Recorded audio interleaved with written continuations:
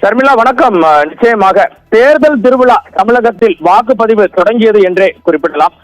85 வயதிற்கு மேற்பட்டவர்கள் மற்றும் மாற்றுத்திறனாளிகளிடம் வீடு தேடி சென்று தபால் வாக்குப்பதிவு திருநெல்வேலி சட்டமன்ற தொகுதியில் இன்று காலை தொடங்கியது.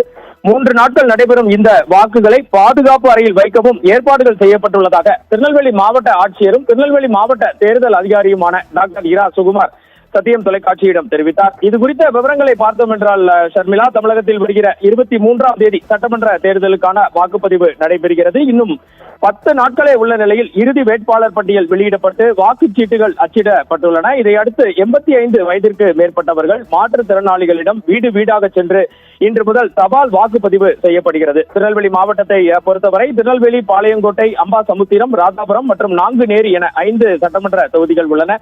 இதில் திருநெல்வேலி சட்டமன்ற தொகுதிகளில் 1401 பேரும், அம்பை சட்டமன்ற தொகுதியில் 1124 பேரும், பாளையங்கோட்டை சட்டமன்ற தொகுதியில் 879 பேரும், நாங்குநேரி சட்டமன்ற தொகுதியில் 1294 பேரும், ராதாபுரம் சட்டமன்ற தொகுதியில் 1329 பேரும் என மொத்தம் 6027 மாற்றுத்திறனாளிகள் மற்றும் 85 வயதுக்கு மேற்பட்டவர்கள் தபால் வாக்கு கோரி விண்ணப்பித்திருந்தனர். இன்று முதல் தொடர்ந்து 3 நாட்கள் வீடு வீடாக சென்று அவர்களிடம் தபால் வாக்குப்பதிவு செய்ய ஏற்பாடு செய்யப்பட்டிருந்த நிலையில் திருநெல்வேலி மாவட்டத்தில் இன்று காலை, ஏன் தமிழகம் முழுவதுமே அந்த பணி இன்று தொடங்கியது. திருநெல்வேலி மாவட்டத்தில் இதற்காக மாவட்டம் முழுவதும் மற்றும் 75 குழுக்கள் ஏற்பாடு செய்யப்பட்டிருக்கிறது. இதற்கான வாக்கு பெட்டிகளும் தயார் நிலையில் வைக்கப்பட்டிருந்த நிலையில் இன்று காலை முதல் தொகுதி வாரியாக குழுவினர் அந்த பெட்டிகளுடன் புறப்பட்டனர்.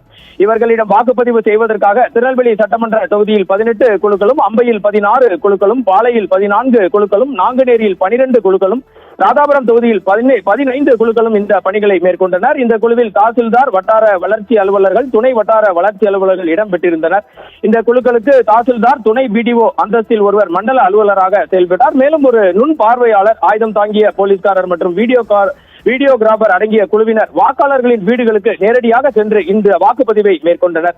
3 நாட்கள் நடக்கும் இந்த பணியில் அந்தந்த தினங்களில் பதிவான வாக்குகள் அந்தந்த தேர்தல் நடத்தும் அலுவலகத்தில் வைத்து அனைத்து அங்கீகரிக்கப்பட்ட அரசியல் கட்சிகளின் பிரதிநிதிகள் முன்னிலையில் பாதுகாப்பு அறையில் வைக்க ஏற்பாடு செய்யப்பட்டுள்ளதாக கலெக்டர் தெரிவித்தார். இதுவரை திருநெல்வேலி சட்டமன்ற தொகுதியில் 14 வாக்குகள் பதிவு செய்யப்பட்டிருப்பதாகவும் கலெக்டர் சுகுமார் தெரிவித்தார். மேலும் இந்த பணியின் போது அந்த பூத் ஸ்லிப் வழங்கும் பணியும் திருநெல்வேலி மாவட்டத்தில் ஆரம்பிக்கப்பட்டிருக்கிறது. இந்த முறை QR கோடு வசதியுடன் வாக்குச்சாவடி எண், வரிசை எண் அனைத்தும், வாக்காளர் பெயர் அனைத்தும் தெளிவாக தெரியும் வகையில் மிகப்பெரிய எழுத்துக்களில் அச்சிடப்பட்டிருப்பதாகவும் திருநெல்வேலி மாவட்ட வாக்காளர்கள் எந்த சந்தேகம் ஏற்பட்டாலும் 1950 என்ற எண்ணில் உடனடியாக தொடர்பு கொள்ளலாம் எனவும் கலெக்டர் சுகுமார் தெரிவித்தார். இந்த வாக்குப்பதிவு இன்று தொடங்கிய நிலையில் 2026 சட்டமன்ற தேர்தலுக்கான தேர்தல் திருவிழா இனிதே தொடங்கியது என்றே